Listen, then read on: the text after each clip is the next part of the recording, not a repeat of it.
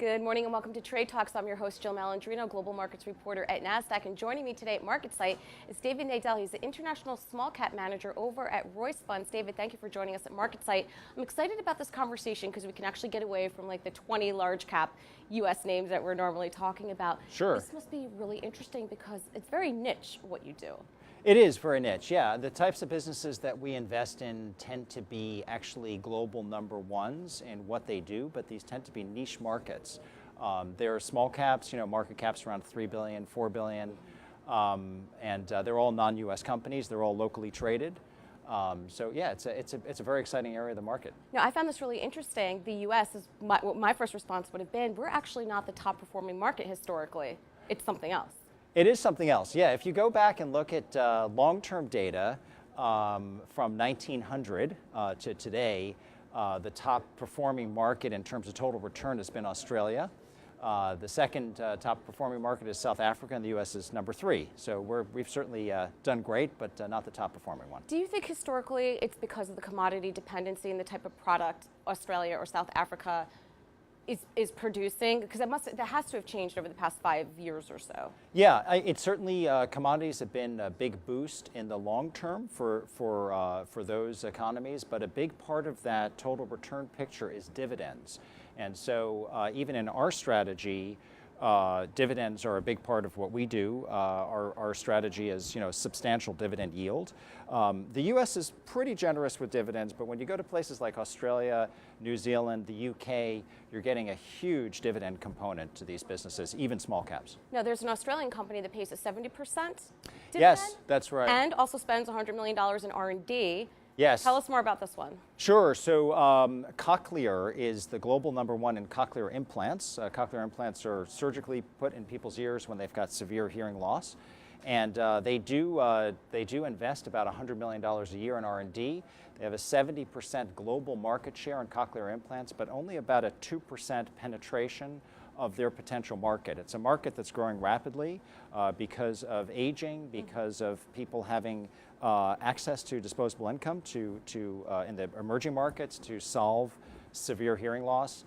I'm told that Rush Limbaugh has cochlear implants. I don't know if that's fact, but it is something that is really provides people with a tremendous customer benefit, right? That they get the gift of hearing that can't be addressed with a hearing aid. So this is something that actually hits the auditory nerve and solves the hearing loss. And the company does return about 70% of its operating income to shareholders in the form of a dividend.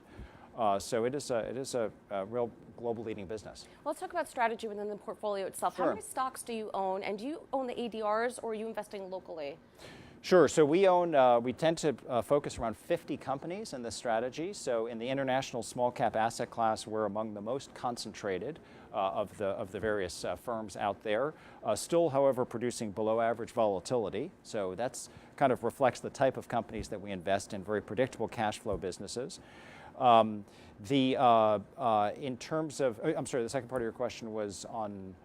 Do you invest in ADRs or locally? Oh yes, so we invest only in locally traded shares. I think in the small and mid cap market cap range, the ADR market is not a very full market, and it's also not the highest quality market. We want very high quality businesses. So this says a lot about active management.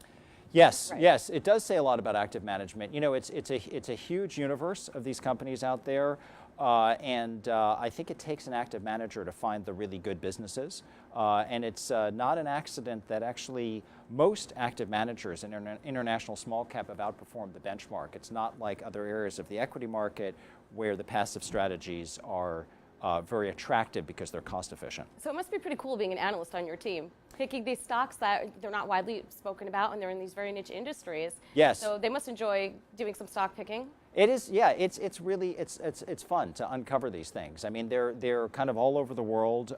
They tend to be companies that you have to go travel to see. I mean, my colleague Mark Rayner, who co-manages the strategy, and I just went to Australia a few months ago to see our Australian holdings and find some new ones as well.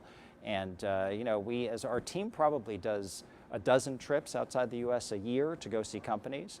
and it's fun work.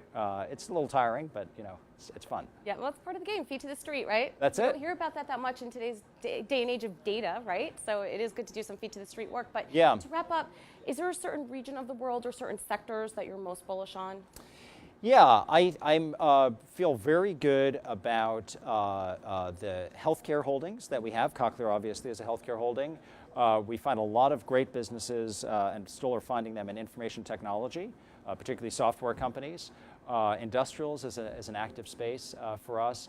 In terms of geography, we really like the developed markets because we're getting very long operating histories, great corporate governance, but these companies are selling globally. So they're getting a lot of revenue from emerging markets, but we're getting world-class businesses. So we have a few EM holdings, but mostly it's developed markets, places like Australia. All right, well, thank you very much for joining us at MarketSite. And thank you, as Jill. always, thank you for joining me. I'm Jill Malandrino, Global Markets Reporter at Nasdaq.